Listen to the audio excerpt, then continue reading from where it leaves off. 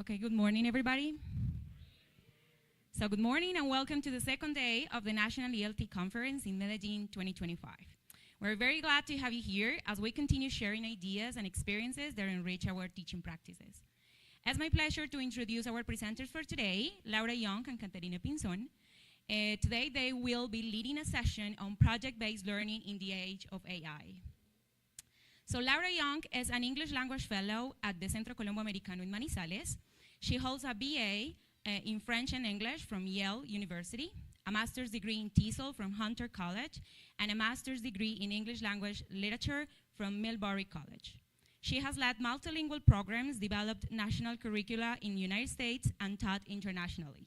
Her work focuses on language equity, culturally responsive teaching. Caterina Pinzon is a teacher at Centro Colombo Americano in Manizales and a volunteer coordinator of the binational TEFL program Making Great Teachers. She is completing a bachelor's degree in modern languages at Caldas University and holds a diploma in early childhood education.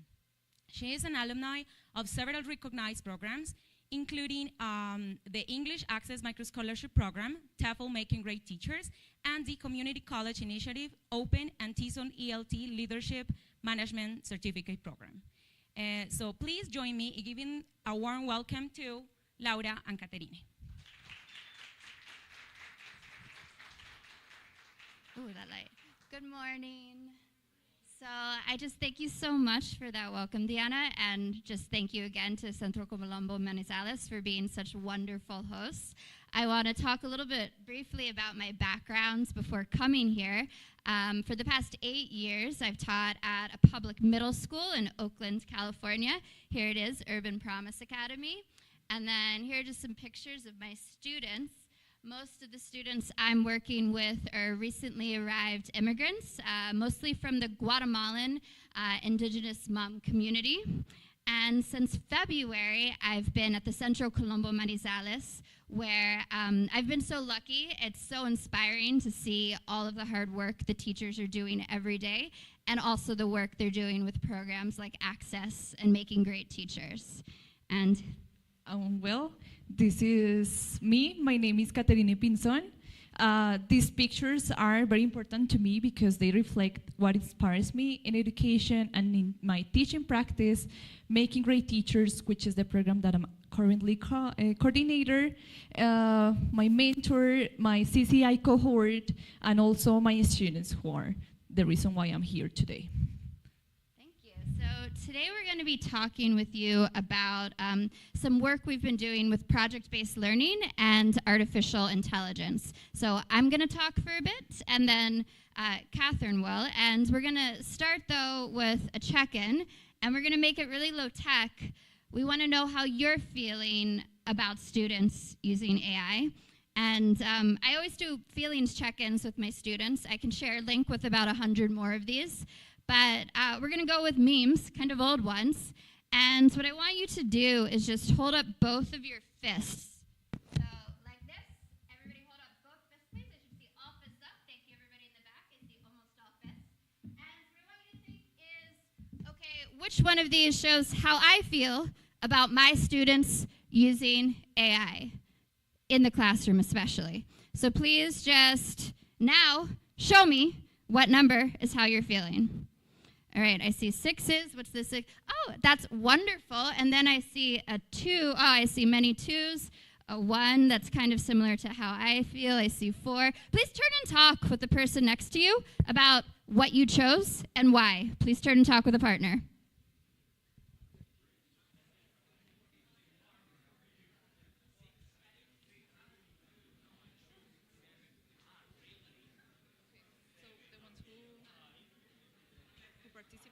Yes. So does anybody want to share? Does anybody want to? Yeah, you want to do it? Yeah. Yeah. And, or you can say, does anybody want a lanyard? I'll pass them out, though. Yeah. Lanyard. A beautiful U.S. Embassy lanyard. Yeah. Or what would you just say what it is in Spanish and translate language a little? I don't even know how to say that in Spanish. Oh, then say lanyard.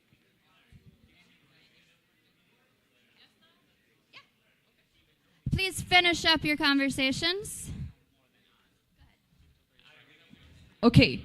Does anybody want a lanyard from the wait. U.S. Embassy? And eyes back up here, and we're quiet in 3 and 2. Thank you, everybody in the middle. And 1, and go ahead. Okay. Does anybody want a lanyard? Ah. Yes. Okay. So now you have to share a little bit your thoughts. Hi, good morning. Yeah, I chose 4. I feel a bit stressed because I'm trying to, we at the Colombo Americano from Barranquilla, we're trying to figure out the relationship between AI and students, AI and teachers, and in order to find a framework on how to properly use it and how to properly implement it in the classroom or in the whole institutional level. That's exactly how I'm feeling. Very stressed. Thank you. And thank you. Yeah, he gets the lanyard. Yes, of course. And one other person. Anybody else want to share? I think he had his hand up over there.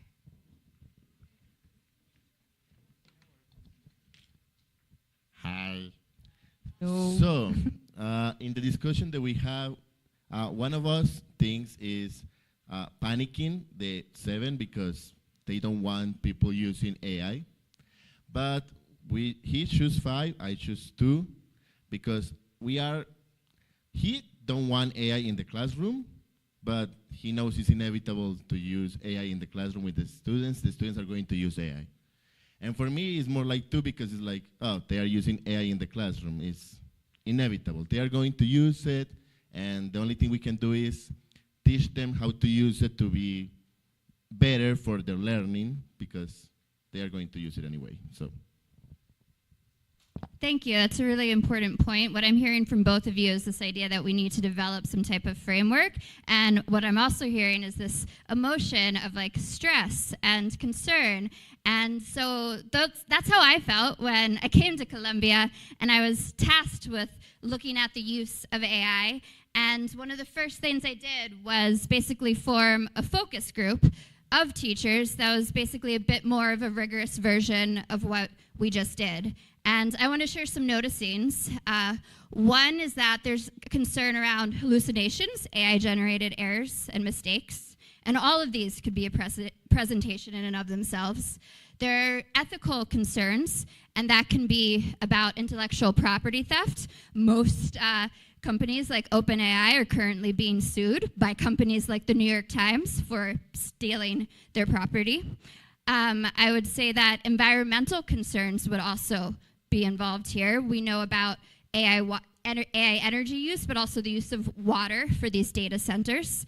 These are concerns students should know about, and that we should be aware that AI is we're not using it in a neutral space. But the main concern that our teachers talked about, and this is something that Joellen really went through so beautifully with us yesterday, is about this loss of critical thinking and overuse and student dependence on AI. And so we see that here with some teacher quotes like, ChatGPT is their Bible now. We see it here, they're producing products they don't fully understand. This idea that you just mentioned about how they need to use generative AI to support, not replace learning. And one that really stood out, and we see that here with this AI-generated image of someone using AI to a metaphor for what it might be like to use AI to do your thinking work. And also, one big aha moment for me was if students see AI as the output for standards of good work, because that looks good to them, and believe that's better than what they can produce, it's going to really undermine their self-confidence. And for me, that was kind of one of the biggest concerns about how maybe the most painful thing AI is doing for students, which is making them feel less confident in their own language, in their own thinking. So these are some of the dangers of AI, but at the same time, as you said, we can't stop students from using these tools any more than we can stop them from using computers. And we also don't want to miss out on ways that AI tools could help us become more effective teachers. And so this is the conundrum that we were faced with. So we formed a committee.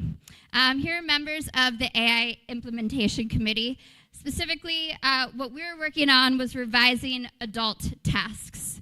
So the way things work, and I think it might be similar at your institutions at the Centro Colombo Manizales, is that at the end of each module, students have a writing task and also a speaking task. And we see an example here. It could be a discussion, a debate, it's often a presentation. And this is where a lot of student overuse of AI was being noticed, mainly, for example, in generating scripts and then memorizing those AI-produced scripts. And so, as the AI Implementation Committee, we were tasked with this goal of making student use of AI part of these assignments. So we had, but we also were thinking about this problem of practice, which is how can we ensure that AI doesn't replace student critical thinking or affect their self-confidence. Oops. And so we developed this framework, this language to think about that. We have the idea of AI-enhanced tasks.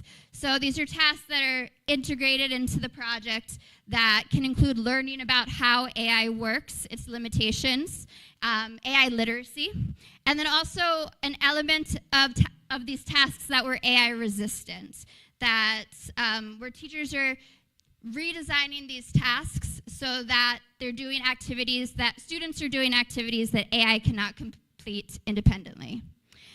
And so here's how we did it. We created these cycles of inquiry. So the idea here is that even the smartest, most expert group of people isn't going to come up with the best ideas on the first round. So we create this iterative process, a cycle that you go through over and over to come up with solutions. To come up with solutions. So you design something, you implement it, you get feedback, and you design a new iteration. And the other idea is we're not just innovating for the sake of innovation. We're not it's coming from teachers' problems of practice, of issues that they're noticing in their classroom. So we started with the input. You'll have access to these resources, but we have our theory of action, we have best practices around generative AI and assessments, and we have examples of different projects that we could look at. Here's our methodology, our steps. I'll go through these briefly. We began by collecting task-specific challenges. So that could be related to student use of AI, as we see in the example of the left, or it could just be challenges that we've been noticing in general. Then we used a task planning template to do the task redesign. So this was basically just a way for teachers to brainstorm about how to make this task more meaningful, how to integrate AI, why is AI being used, and what part is AI resistant. We then gave each other feedback on these designs. We used this consultancy protocol that you can take a look at. And the best part, the teacher implementation and collection of student work and artifacts. And then we went through another process where we really analyzed that student work using the Project Zero inquiry cycle framework. That's how it worked. That's a lot of talk. So show me, don't tell me. I'd like all of you, we're going to go into an example of a task revision that Catherine's going to take us through. And to kind of get in that mindset, what I'd like you to do is just close your eyes right now, please. So I'd like to see everyone with eyes closed. Thank you. I see in the front, I see eyes closed. And what I want you to do is imagine. And what you're going to do is imagine, it's early Saturday morning. Imagine you're not here, you're eating your favorite meal, the ideal perfect dish for you that you would eat every day for the rest of your life if you had to. What does it smell like? What does it taste like? What does it look like? Okay, imagine that dish is not available to you. So you have to imagine another one, maybe your second most favorite perfect dish or meal. What does that look like? And now I want you to try to imagine a combination of those two dishes.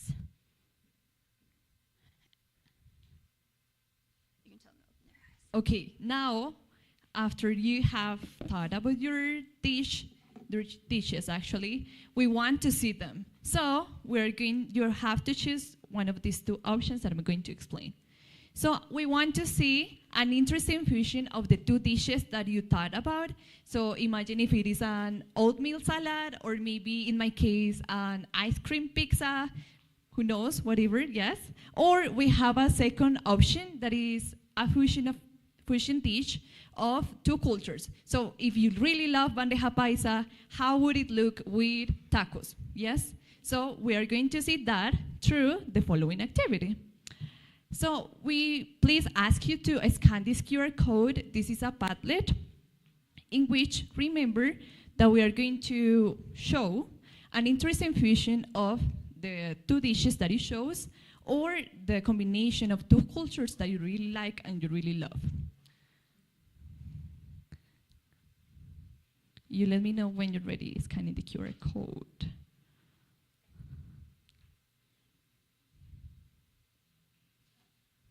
Yep.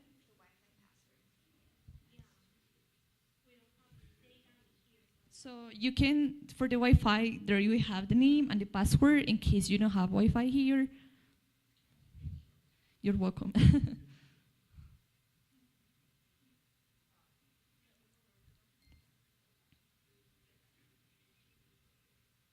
Yeah.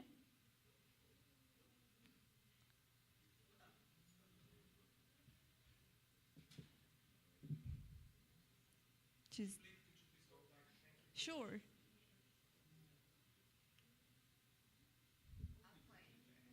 Okay. Yeah. Is it okay? Okay, so what you have to do now is that you have to press the plus button in Padlet. Then you're going to find this option of Imagen de Inteligencia Artificial, and then you're going to write down the option that it shows. Remember, like the two dishes that you really love, or the combination of two cultures whose food you really like, okay? Yes, and then we are going to see your responses and your pictures of your crazy combinations.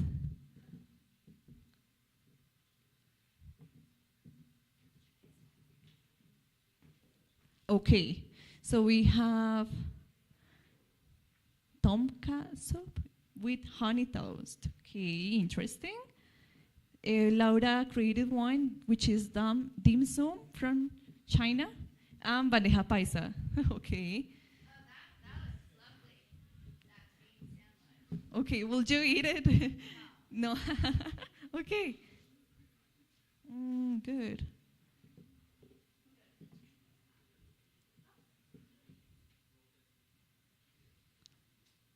Okay.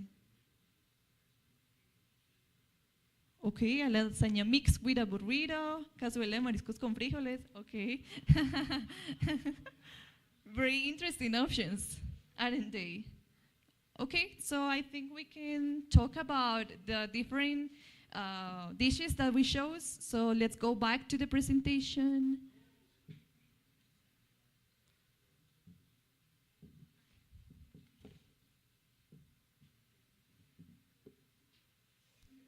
Sushi and a stick. Okay, good. Now, so with the person next to you, we're going to talk very briefly about what was your dish, how did you invent it, like what came up to your mind, how did the picture turn out, how is it similar to what you imagined, and how is it different, or how is it strange, taking into account that these were images created by artificial intelligence. So discuss with your partner or the person next to you for 1 minute. It's fine.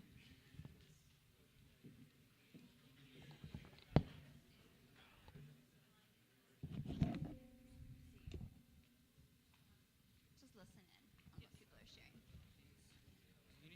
No, we're just gonna listen in. Yeah, okay.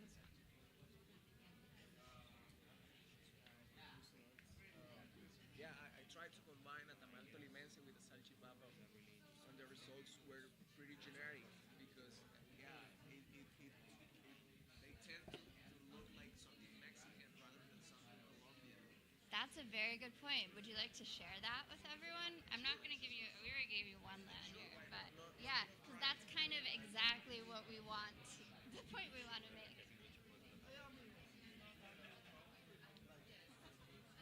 So, we'll do the why we did this activity was fun, and then he actually has the point we want to make about the bias, so we can just have him share. Good. Yeah. And then I talk about the bias, right? Yeah. Yeah. Yeah. He'll say that, and then you can talk about the bias. All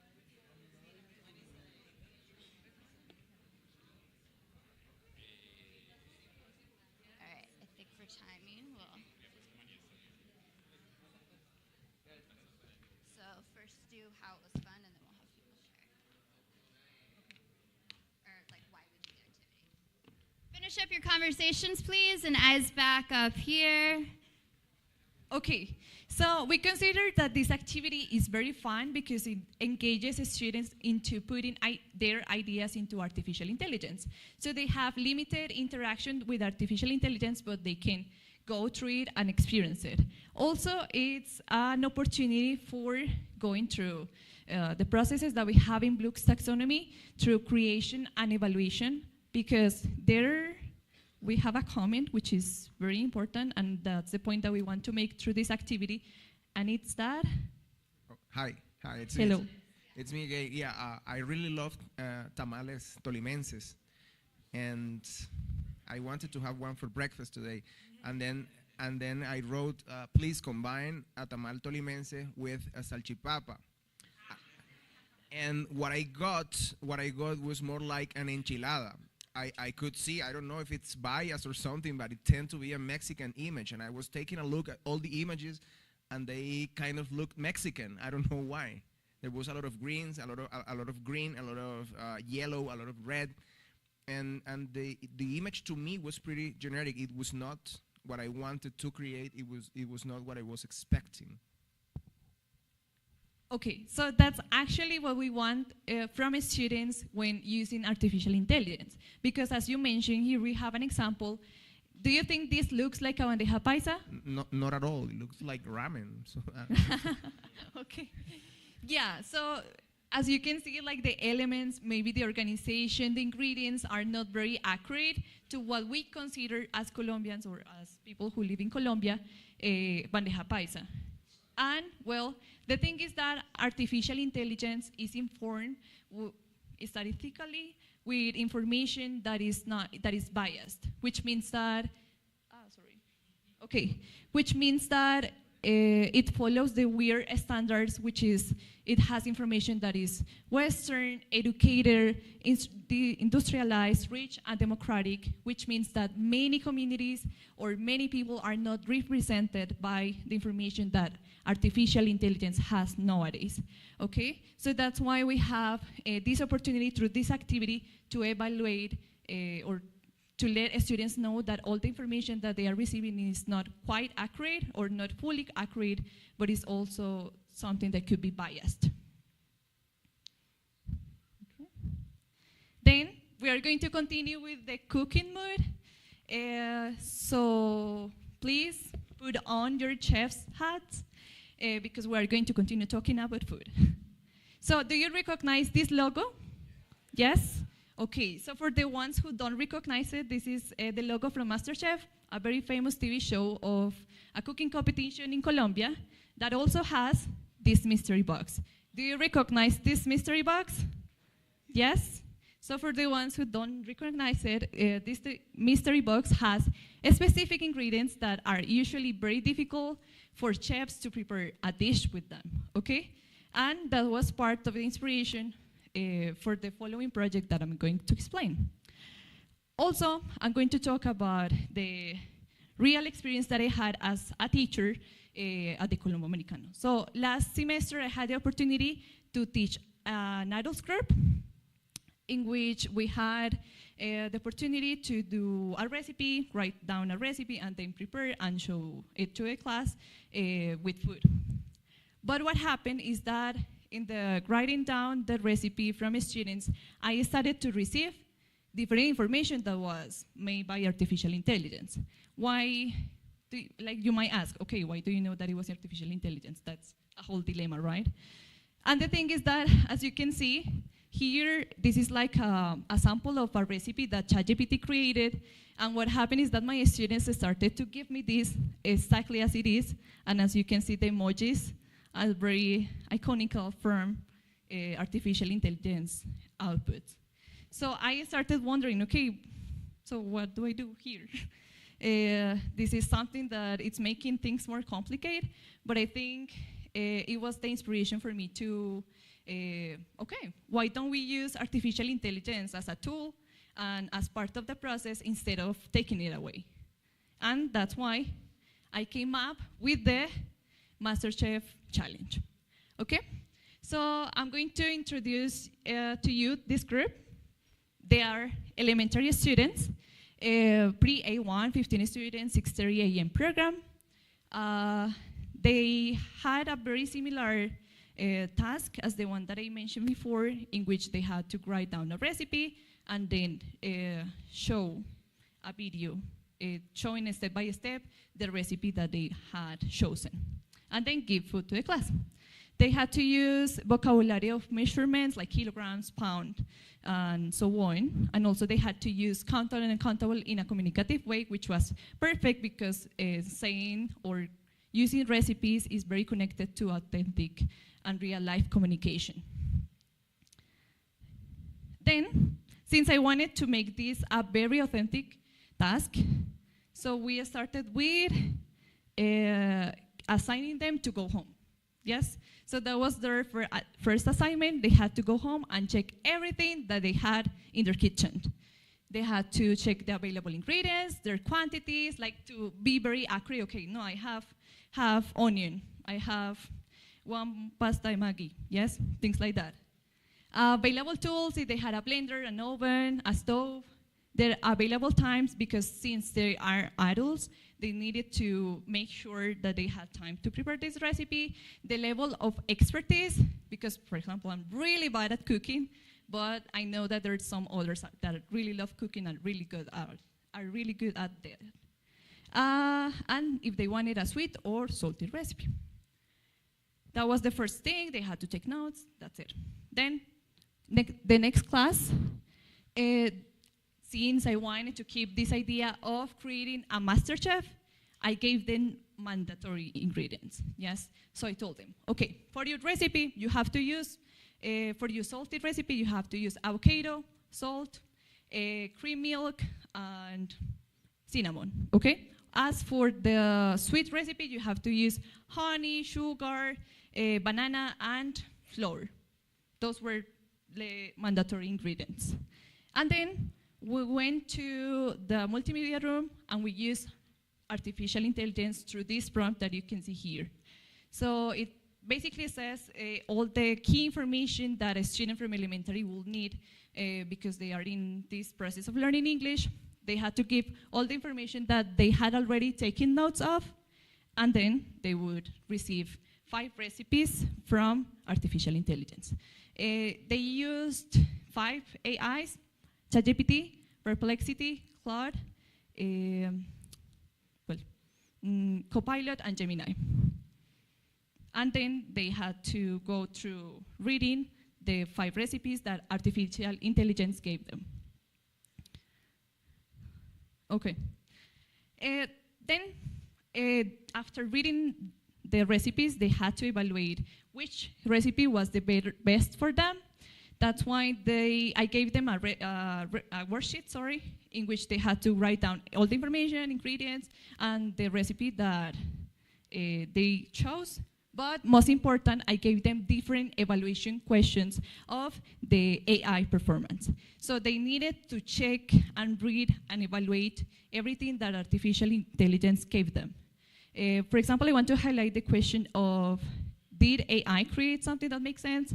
And well, it's very important because we have to understand that artificial intelligence, for example, hasn't had the life experience of cooking. Yes, it has lots of information, but it has never been in a kitchen.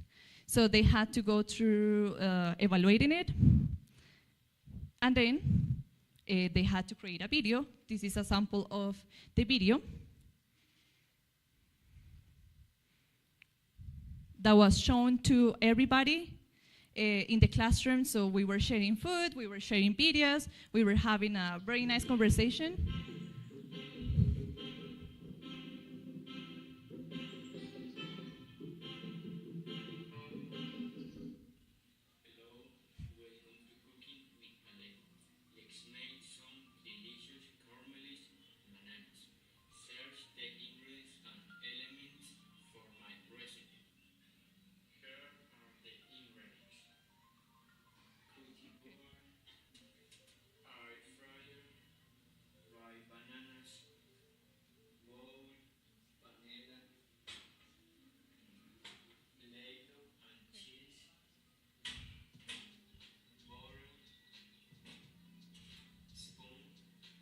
Well, yeah, that's pretty much it.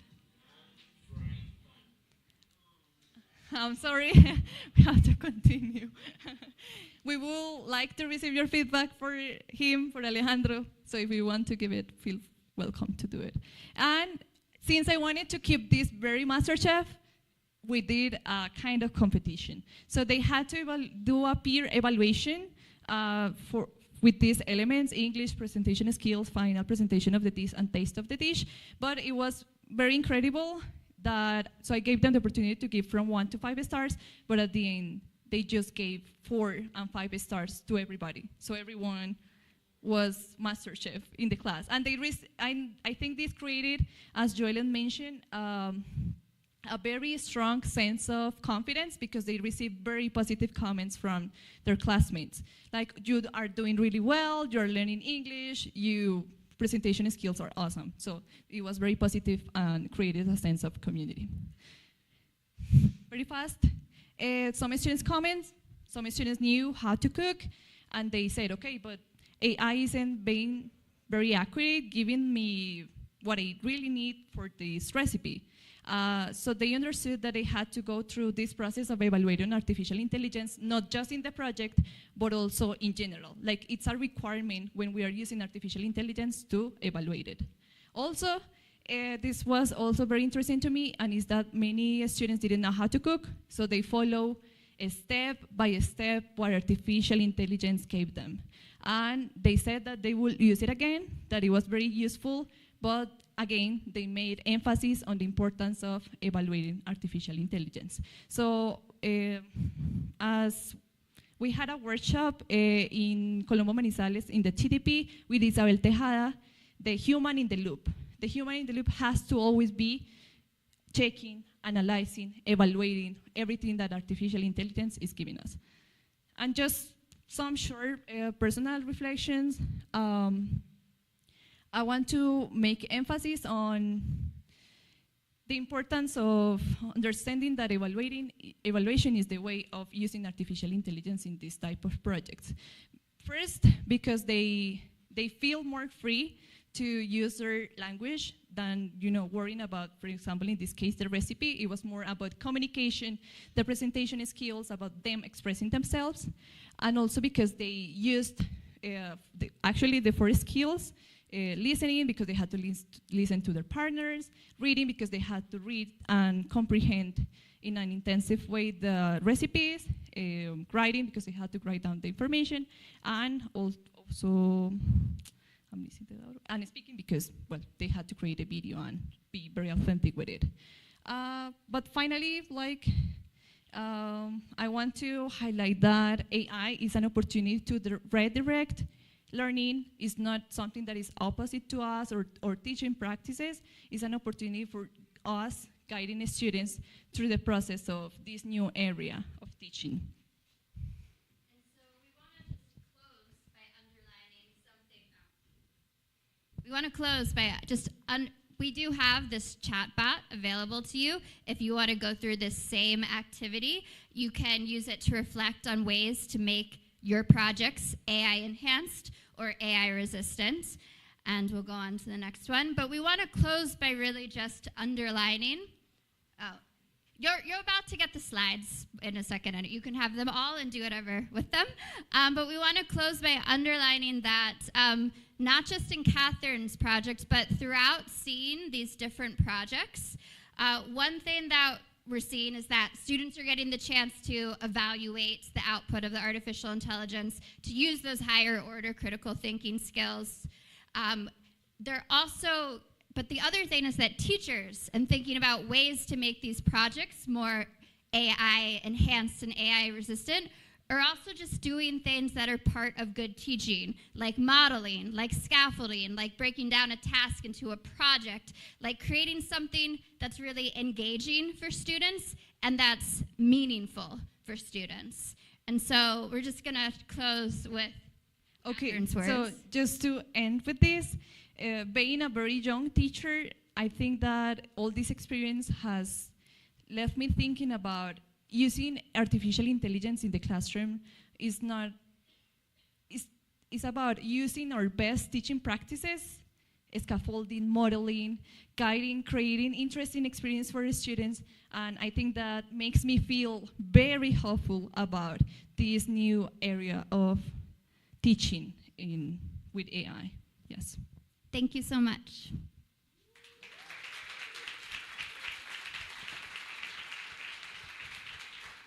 This QR code has a link to the slides that you're welcome to use, also a lot of the resources, and we'd also love if you could give us a little bit of feedback as well, especially because this is a work in progress, these projects.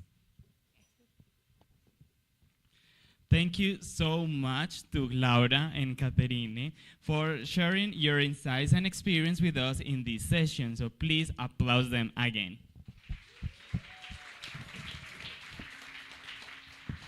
And thank you all for your attention and participation. Please don't forget to scan the QR code that is pasted on the walls. It's very important for us that you share your comments, your opinions with us about this amazing session in which Laura and Caterina shared with us their amazing experiences.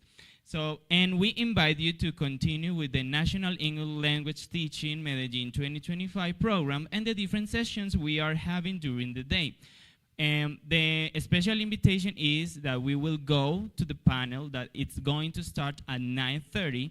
So please go to the theater 1 and please be careful with the cables over there, okay? So let's go.